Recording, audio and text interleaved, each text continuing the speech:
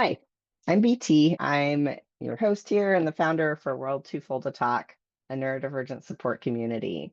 Um, right now, what we're doing is previewing the Create Your Burnout Recovery Plan course.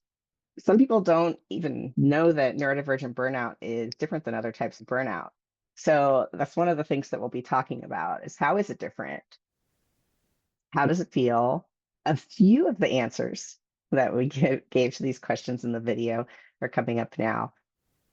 Of course, I don't want to give it all away. You'll have to become a member and join the course to get to see the whole thing.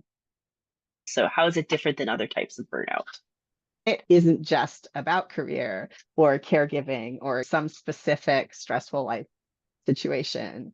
It's the whole of existence becomes more challenging. I'm wondering if we can talk about how it's different from depression.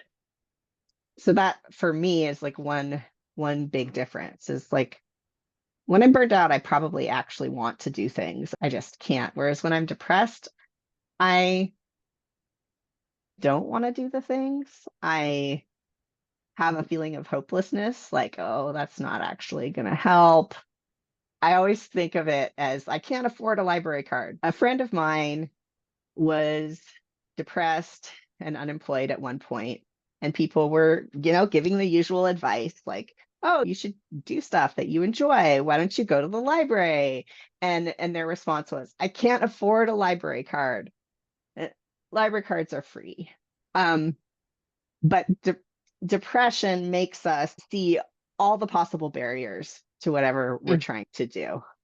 Yeah. Um, and for me, at this point in my life, burnout doesn't really do that. Like, I might say, I can't go to the library because I might have to interact with other people.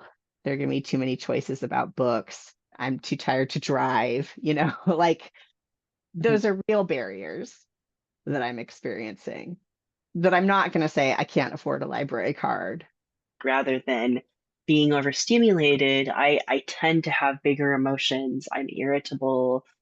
The burnout exhibits as overstimulation, and specifically around the thought of socialization. And so I tend to avoid wanting to interact with people. I was remembering I used to call that not fit for human consumption. Maybe there's some like internalized ableism there. But that was my way of saying like I can't mask right now. I know I can't mask right now. And everyone's gonna think like I'm super grumpy. And I am, but I'm not like trying to be mean or rude or anything. It's just like everything kind of hurts and I can't bring up the energy to talk very well and Yeah. to modulate my tone and things like that.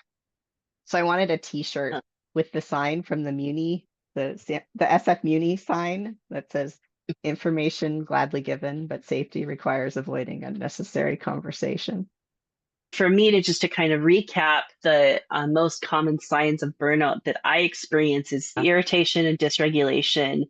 And I can have some like acute sensory barriers around noise Uh-huh. specifically, and when normally it's not going to bother me. So for an example, when we got home from our latest trip, the noise from our fridge was like almost painful for me when in the past Yeah. it hasn't bothered me at all.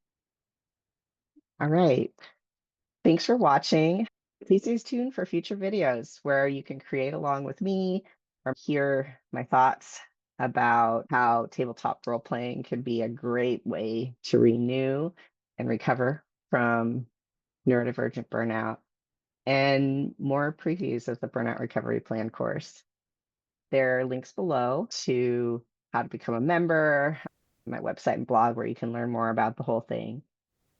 I'd love to get to meet you as part of all of that.